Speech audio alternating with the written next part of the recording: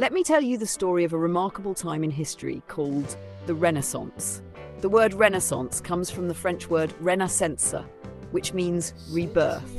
It was a time when the human spirit, which had been asleep for many years, woke up and was born again. People began to study the works of the ancient Greeks and Romans, and this love for learning about human beings became known as humanism. The Renaissance started in a beautiful land known as Italy. One of the last great figures from the old medieval times was a poet named Dante. But the true early champions of the Renaissance, those who first embraced this new way of thinking, were Petrarch and Boccaccio. They were the earliest of the humanists.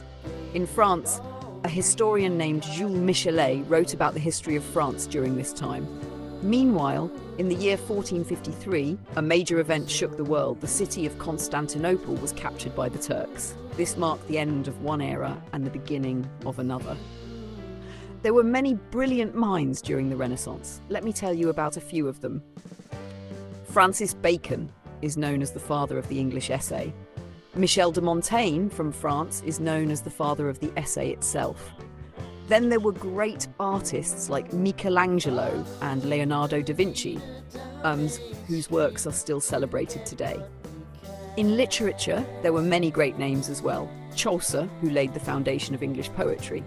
Petrarch, who inspired many with his sonnets. And of course, William Shakespeare, who wrote some of the greatest plays ever performed. There were also other writers like John Heywood, who had a famous play The Four Ps, and Ariosto, who wrote Orlando Furioso.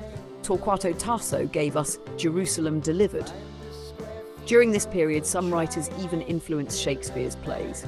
For instance, Bandello's tales inspired Romeo and Juliet and Cymbeline. Cinthio's tales, known as Hecatomythi, became the source of Othello and Measure for Measure. The Renaissance in England began when Henry VIII became king. He was married to Princess Catherine of Aragon, and in 1529 he opened the English Reformation Parliament. A few years later, in 1534, the Act of Supremacy was passed, which declared Henry the head of the Church of England. This was a time of awakening, of learning, and of discovering the beauty of human potential.